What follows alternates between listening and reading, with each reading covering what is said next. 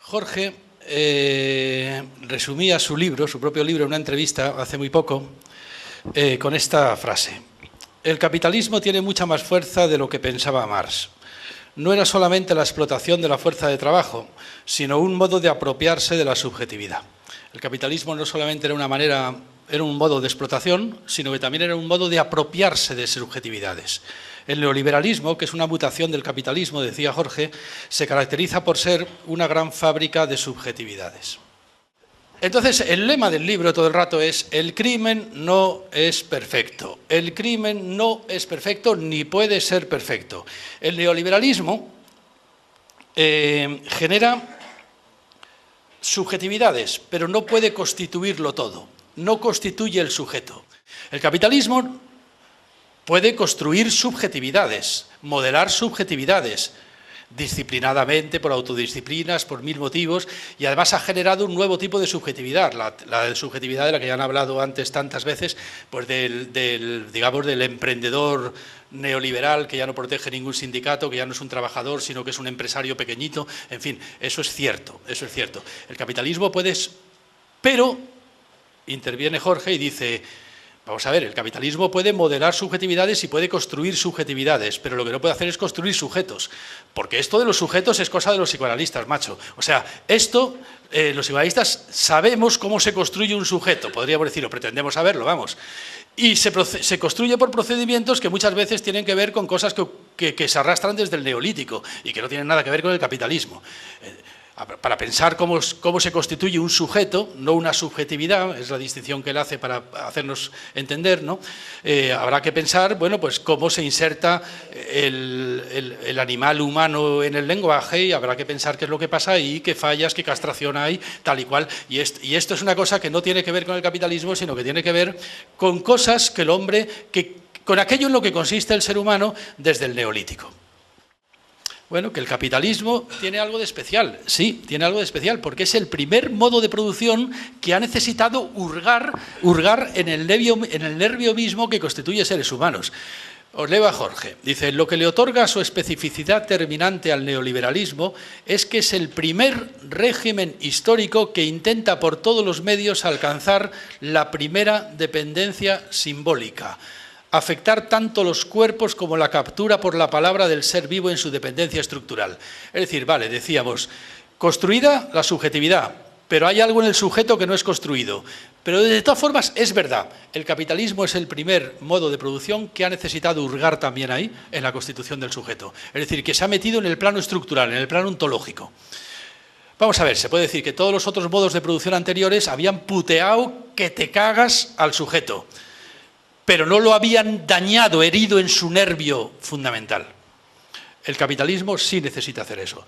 ¿Cómo el ser humano es un emprendedor capitalista que no tiene casa, que no tiene derecho a tener hijos, que no tiene derecho a tener familia, que porque no puede, porque tiene que estar como un nómada de aquí para allá, yendo a donde le manda su empresa, que no se sabe dónde está, porque es una multinacional que puede estar en cualquier sitio, cobrando tan poco dinero que no puede nunca realmente más que pagarse sus gastos propios sin jamás poder soñar ni siquiera con fundar una familia, tener hijos, no sé, una familia o una comuna o una orgía, me da igual, pero que lo único que puede hacer es, en todo caso, para poder resistir este ir y venir nómada por las estructuras del planeta, comprar un poco de cocaína para poderlo resistir. ¿Cómo de ser humano es ese señor? No sé, desde el punto de vista antropológico. Aún así, diría Jorge Alemán, yo creo, no hay crimen perfecto. Hasta en ese emprendedor, a pesar de que realmente hay que decir que ahí sí el capitalismo ha hurgado ya en el nervio más fundamental, y ha destruido ya cualquier vestigio neolítico, cualquier vestigio humano, ha hurgado en el mínimo por el que un ser humano es un ser humano, y de tal manera que ese ser humano ya no es más que un ser humano basura, es un ser humano que ya casi no es ser humano. A pesar de eso, su carácter de sujeto no está construido por el capitalismo, sino que su carácter de sujeto sigue estando construido por una especie de articulación entre naturaleza, lenguaje y sexo, ¿no? Y sexo y muerte, que sigue siendo ontológica y no histórica. Ahora bien, lo que sí que hay por parte del psicoanálisis se puede atestiguar son lo que dice siempre Jorge, muy malas noticias, muy malas noticias. ¿Por qué? Porque en la constitución del sujeto, eso que no está construido por el capitalismo, eso que viene del neolítico, podríamos decir, eso en lo que consiste lo que Sartre decía que no existía, la esencia humana, la naturaleza humana, la constitución humana. Es verdad que no es una naturaleza, es verdad que no es una esencia, es verdad que Sartre tenía razón y también Lacan, pero de todas formas hay algo ahí, ¿no? Bien, en la constitución del sujeto hay una cosa que los lacanianos nombran con la palabra goce, goce. Y no solo bajo el capitalismo, en la constitución del sujeto siempre hay una cosa a la que llamamos goce.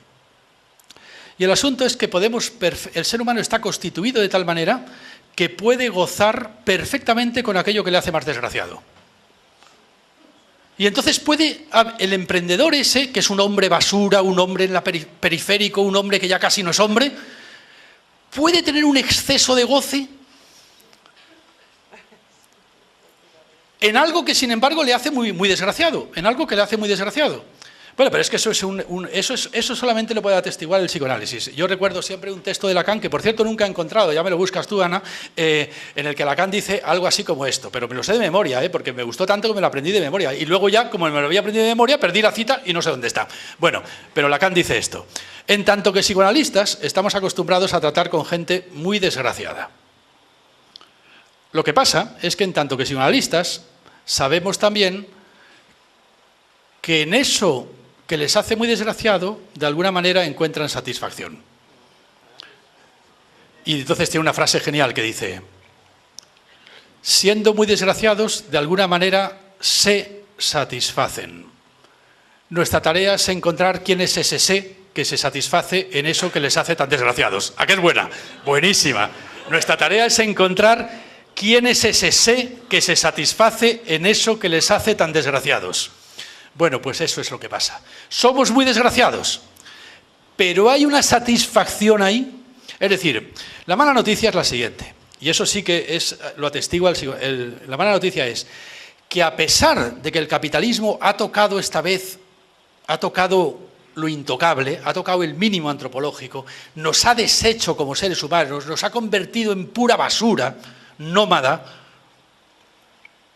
en emprendedores individuales que ya no tienen derecho ni siquiera a celebrar la fiesta de Santa Marta, ¿no?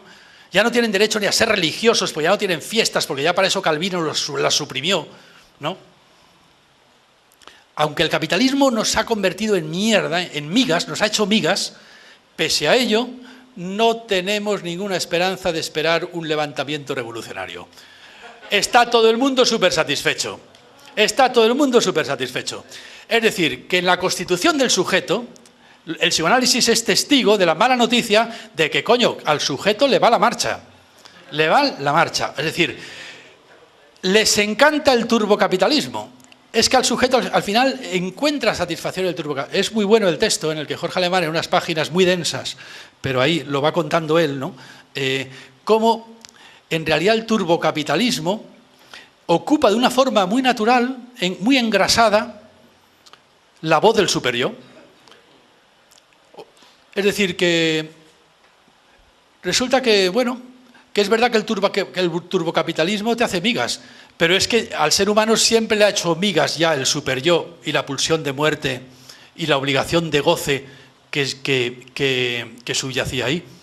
Y entonces de pronto, bueno, pues es algo así como que el ser humano pudiera decir, coño, bueno, si hubiera leído a Lacan, el ser humano, quiero decir, ¿no? Coño, el superyo que antes llevaba fuera, ahora es el mundo mismo. O sea que a gozar, majo, a gozar, ¿no? A gozar y a ser muy desgraciados, porque es eso. Necesitamos interpelar a un pueblo, construir un pueblo con un material humano que acepta perfectamente no solamente la servidumbre voluntaria, sino que además goza muchísimo con ella. Goza muchísimo. ¿Qué carajo hacemos? Freud y Marx también trajeron malas noticias, por ejemplo, para el pensamiento ilustrado. Claro, es muy buena noticia que haya malas noticias, porque es mucho peor ignorar las malas noticias que saber las buenas noticias. Entonces, bueno, yo lo que siempre pienso es que precisamente porque hubo malas noticias, pues el proyecto de la Ilustración podía llegar más lejos. que si las ignorara. Entonces yo lo que pienso siempre, por eso intento siempre hacer una lectura ilustrada de Marx y de Freud, porque a pesar de las malas noticias que trajeron, fue precisamente a favor de la Ilustración, porque se hizo consciente de que la cosa era más difícil de lo que pensaba y punto, ya está. Siempre es una buena noticia saber de qué va la cosa. Incluso es una buena noticia saber que la cosa es más complicada y más difícil de lo que pensabas, pero es una buena noticia saberlo. Eso es verdad. Con respecto a las cosas que se han dicho, solamente por decir alguna palabrilla, ¿no? O sea, eso de que no se puede cambiar al hombre sin destruirlo, estaría casi de acuerdo, pero claro, entonces sí que yo sacaría... claro, ahí entonces sí que me convierto en un firme defensor de la Ilustración, como en todo como siempre, vamos. O sea, precisamente porque siempre vamos a ser, como ha dicho Pablo, cabrones e infelices, ¿no? Para eso están las instituciones, para que esa pandilla de hijos de puta que serán siempre los seres humanos tengan unas leyes que por muy hijos de puta que sea, el resultado sea bueno. Es decir, unas buenas leyes no son unas leyes que éticamente convierten en santos a las personas. Una buena ley es una ley que hace que, a pesar de que seas malo, el resultado sea bueno. Hombre, ya sé que esto suena muy neoliberal también, en un cierto sentido, porque casi parece el mercado, pero claro, casi parece la mano invisible de Adam Smith, pero es que también es la lógica de las instituciones de la Ilustración, de las instituciones republicanas, vamos a decirlo así. O sea, la ley no cambia al hombre, pero consigue que un pueblo de demonios, sin embargo, esté en estado de derecho y el resultado sea bueno. Eso es una buena ley, lo otro son malas leyes. Porque si las leyes tienen que confiar en que los hombres se vuelvan buenos, pues no. Porque ni siquiera movilizando a todo un ejército de psicoanalistas que les psicoanalizara a cada uno, es una causa perdida. Es una causa perdida. Yo lo que digo es que el progreso del ser humano va por el lado de las instituciones, no por el lado de la edificación moral de los individuos. Por el lado de las instituciones hay progreso. Porque digo, si las mujeres conquistan el derecho a votar, eso es una institución y la humanidad mejora. Si se conquista el derecho a divorciarte, la humanidad mejora. ¿Los seres humanos mejoran? Pues no lo sé. O sea, habrá que pensar que en la medida que las instituciones sean mejores, los seres humanos también mejorarán, pero tampoco es necesario. Tampoco es necesario. Una cosa es que las leyes sean buenas y otra cosa es que los seres humanos sean buenos. Y en eso, con respecto a los seres humanos, soy bastante pesimista, precisamente por las malas noticias que trajo Freud, ¿no? En cuanto a que el capitalismo puede consumar el crimen perfecto que has dicho al principio, Uriel, sí, claro que sí. El mundo feliz de Huxley es casi el crimen perfecto. Y yo creo que el capitalismo lo consumará, el crimen perfecto, pero el crimen perfecto los consumará el capitalismo por vía de destrucción del planeta, aniquilando al ser humano. Ahí sí tienes razón. O sea, el crimen perfecto será acabar con la naturaleza y con el ser humano, ya está, se acabó. Ya el crimen no será el crimen perfecto, pero será el crimen total. ¿No? A la mierda todo. Y es muy interesante el dilema que plantea Uriel siempre de... ¿Por qué la izquierda construye tan mal identidad y en cambio la derecha la construye tan bien? ¿Por qué se nos da tan mal esto de la construcción de identidades? Y ahí sí que no tengo la respuesta. O sea, aunque es un tema muy lacaniano, yo creo. O sea, ¿por qué es menos eficaz políticamente la lógica femenina del no todo que la lógica masculina del paratodear, ¿no? Eso es en lenguaje, en la jerga de este señor, ¿no? En la jerga esa. Porque es más eficaz políticamente y más agradecido y, no sé, ganas más efervescencia popular si dices algo así como Mussolini, el pueblo, eso dijo Mussolini una vez, ¿no? El pueblo es hembra y le gusta que te lo folles, ¿no? O sea, bueno, pues eso resulta que funciona. Y en cambio sales ahí con la lógica de las heterogeneidades que no consiguen completar un todo y que siempre están agujereadas y vacías y no te comes una rosca O bueno, por ahora llevamos 5 millones de votos. No está tan mal. Una propiedad que sí tiene el capitalismo es extender ilimitadamente el carácter insaciable del deseo y, por otro lado, producir formas de gozar, sin encontrar nunca el cierre perfecto. Por eso la mala noticia es una buena noticia, porque gracias a la mala noticia no hay nunca una culminación.